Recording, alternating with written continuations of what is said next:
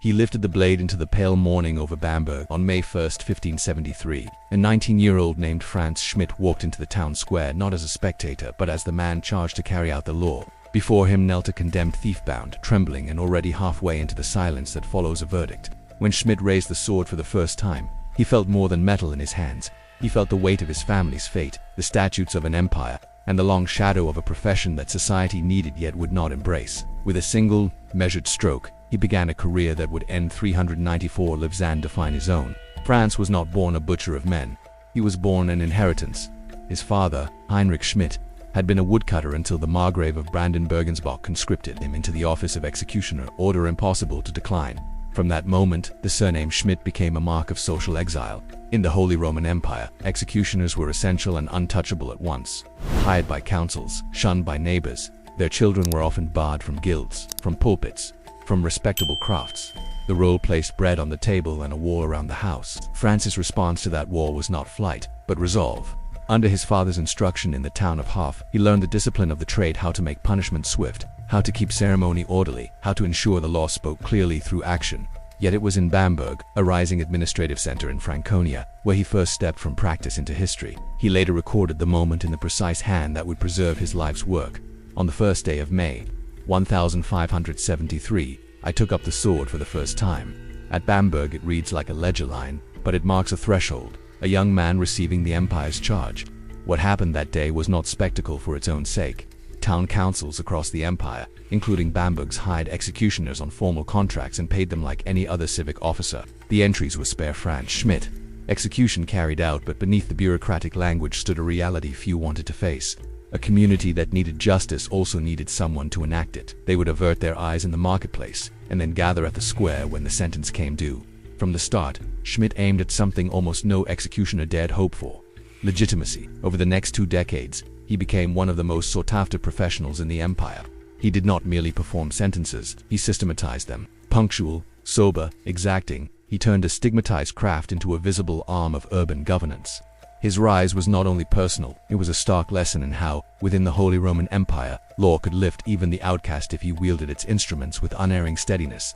The sword became his signature, not as a symbol of cruelty, but of precision and restraint. Where others might falter, he did not. Where chaos might creep in, he kept order. He understood that in a society where justice was public, the manner of its delivery mattered as much as its verdict. The town needed to see control, not rage.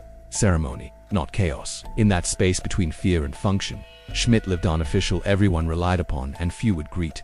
In his pages, the tone remained steady. Dates, names, places, payments, and the calm cadence of duty, yet the subtext is unmistakable. He stood at the center of a system that asked him to be invisible and indispensable at once. He answered by perfecting the role he had never asked for, proving that in an age when law wore a public face, an executioner's steadiness could be a city's reassurance. The market squares of Franconia knew his presence well. By the late 1570s and into the 1580s, Frantz Schmidt was no longer a novice. He was the embodiment of a ritual that towns demanded, feared, and paradoxically relied upon. Crowds gathered whenever the platform was built, children perched on barrels, merchants pulling their aprons close. The condemned would kneel, often pale but still, and the silence that followed was broken by a single flawless stroke. Schmidt's work was not dramatic. It was deliberate, and that was precisely why communities trusted him. Between 1573 and 1617, Schmidt recorded the execution of 394 people, but each entry in his diary reveals not chaos, but method.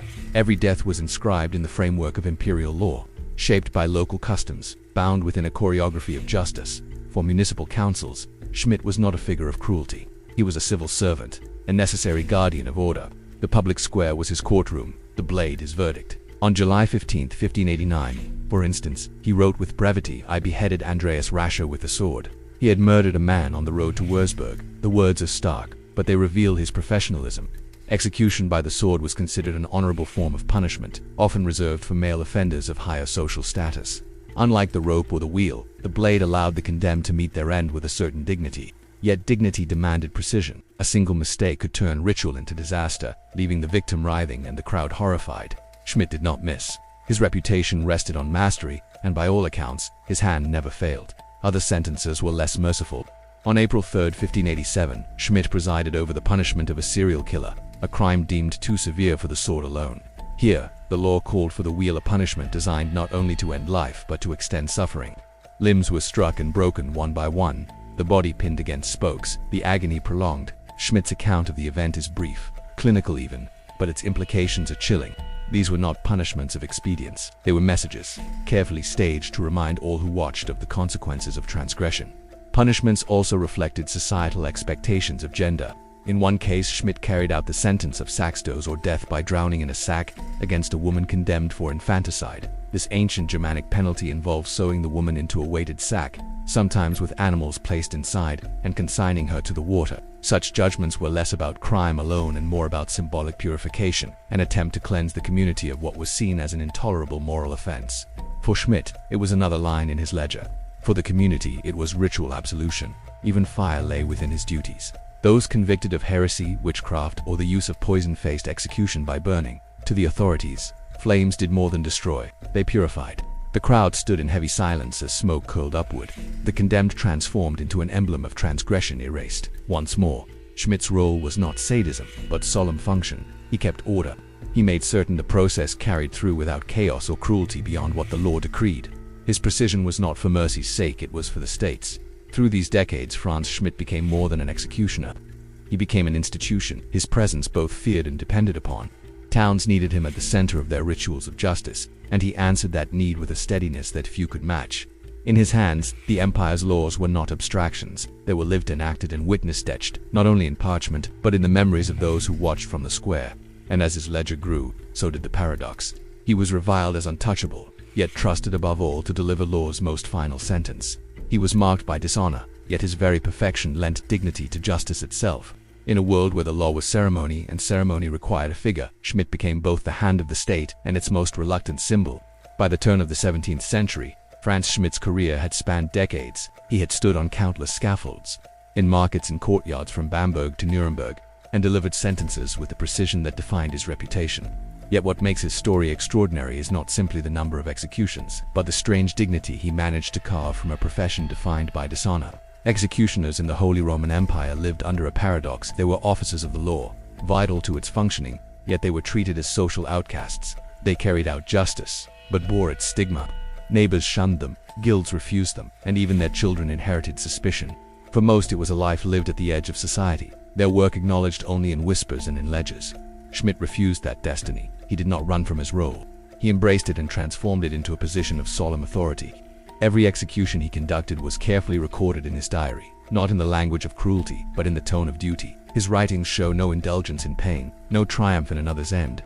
Instead, they reflect a man who saw himself as the hand of order, an extension of the law rather than a figure of vengeance. Where others might have faltered, Schmidt ensured that the act was swift, precise, and as free of chaos as possible. This was not kindness, it was discipline to him. Imperfection in his task would have been both a failure of his profession and an insult to the authority of the empire. In one entry, he described the execution of a thief with the same brevity he used to note the punishment of a murderer. In another, he chronicled the sentence of burning for heresy, observing not the flames themselves but the law that had decreed them. Such restraint gave his records a chilling clarity. They revealed the way justice was staged in the Holy Roman Empire, not as a hidden process, but as a public ritual. People came not merely to witness punishment, but to see the law embodied in human form. Schmidt became that embodiment. His dark attire, his calm demeanor, and his flawless technique turned executions into ceremonies that reinforced civic order. To the council, he was a civil servant. To the people, he was both a reminder and a warning. And to himself, he was a man attempting to redeem a family name bound to dishonor. What is striking about Schmidt's legacy is how he sought legitimacy in a role designed to deny it. Many executioners were remembered only for the terror they inspired. Schmidt ensured he would be remembered for precision and for duty. Over time, he became one of the most respected officials in Nuremberg, not because people liked him, but because they trusted him to perform the hardest task with unwavering discipline. His work tells us much about the society he served. The empire needed visible justice. It needed order written not just in laws, but in actions witnessed by all. And so it relied on men like Schmidt, both reviled and essential, to make the state's authority visible. His story illustrates a larger truth in an age when justice was spectacle. The executioner stood not at the margins of society, but at its very center. Yet, even as he carried out his duties, Schmidt looked beyond the scaffold. His life was not only about death. Quietly he nurtured a different ambition, one that would eventually redefine his legacy and prove that even a man marked by blood could one day be remembered with honor. In the final years of his career, the figure who had once been shunned for his profession began to shift in the public eye. Frantz Schmidt was not content to remain only the hand of death. With every execution carried out, he had also studied the human body, its strengths, its weaknesses, its limits. Decades of handling the condemned had given him knowledge of anatomy few outside physicians possessed. Where others saw only cruelty in his role, Schmidt quietly prepared for a transformation. By 1617, after 44 years of service and 394 executions, Schmidt laid down the sword. He did not vanish into obscurity, nor did he retreat into silence. Instead, he declared a new vocation: healing. Drawing on the anatomical expertise gained in his long years of duty, he began to practice as a healer in Nuremberg. Where once his hands had ended lives, they now restored them. This shift was remarkable, not only for Schmidt but for the society around him. Executioners were supposed to remain outside the boundaries of respectability. They were meant to be reminders of punishment, not figures of trust. Yet Schmidt's skill and reputation began to erode those barriers. His home became a place where townspeople arrived in hope rather than fear. His diary, once filled with records of death, now included notes on treatments and cures. Recognition followed. In 1624, Emperor Ferdinand II issued a decree that changed Schmidt's life forever. For the first time in memory, an executioner was formally declared ehrlich honorable. The decree removed the stain of his profession, restoring him to full social standing. Legally and socially, Schmidt was no longer untouchable. He was recognized as a man of worth, equal to those who had once refused to share his company. It was a stunning reversal, one that reveals the contradictions of the age. The very empire that had forced his family into a life of dishonor now rewarded his discipline with dignity. The same society that had turned its back on him now sought his aid. Schmidt, who had been the symbol of the law's severity, became proof of the law's capacity to forgive. When he died in 1634, he was buried not as a pariah but as a respected citizen of Nuremberg. His gravestone bore no emblem of disgrace, no whisper of dishonor. Instead, it remembered him as both the hand of justice and the heart of a healer. His story endures as a paradox, a man whose life was bound to blood, yet whose legacy became one of order, precision, and ultimately, honor. Frantz Schmidt's life forces us to confront a difficult question. Can a life shaped by punishment end in redemption? His story suggests that even within the darkest professions, there is space for transformation. He was both executioner and healer, both feared and respected, both excluded and embraced. In the silence of his grave lies the truth that justice, in his time, was never simple. It was lived, enacted, and embodied in the figure of a man who carried the empire's weight with steady hands. And so, centuries later, the name Frantz Schmidt remains not only in records of death, but in the enduring question his life left behind. Can honor grow out of dishonor? And can society ever truly accept the hand that once delivered its severest judgments? The grave of Frantz Schmidt in Nuremberg stands as a quiet reminder that history does not always follow a straight line of shame or redemption. Where most executioners were remembered only as shadows, Schmidt left behind a written record that elevated him above silence. His meticulous diary, preserved to this day, catalogued not just names and sentences, but the very rhythm of justice in the Holy Roman Empire. Each entry, precise and restrained, reads less like the words of a brute and more like those of a civil servant, a man who saw himself as an extension of the law rather than a monster outside it. In many ways, this diary is his true legacy.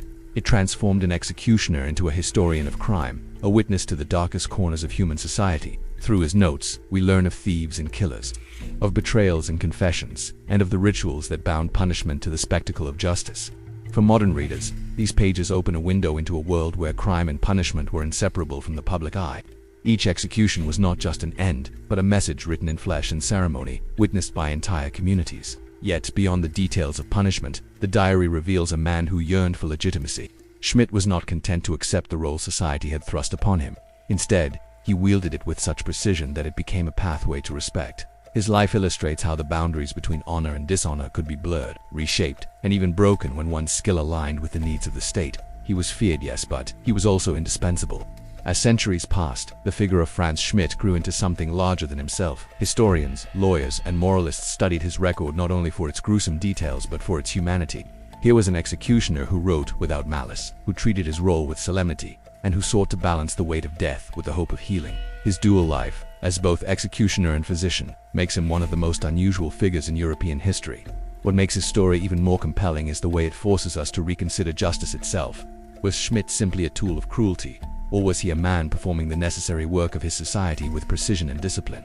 Can we see him as both? His official pardon in 1624 suggests that even the empire recognized the paradox, that a man stained by dishonor could embody order more perfectly than many born into respectability. Today, his memory stands at a crossroads of history and morality. On one hand, he is the image of state power made flesh, the hand that struck at the empire's command. On the other, he is the figure who broke through the boundaries of dishonor, who sought not only to execute but to heal. In him, the contradictions of justice and humanity converge. Frantz Schmidt's life compels us to ask uncomfortable questions. Where does justice end and cruelty begin? Can those who enforce the harshest laws ever be seen as honorable? And perhaps most haunting of all, if society could one day forgive an executioner, what does that reveal about the way history chooses who is remembered and who is forgotten? His stone in the cemetery bears no shame, only a name. And that name continues to echo, centuries later, as a reminder that even in the darkest roles, humanity leaves its trace.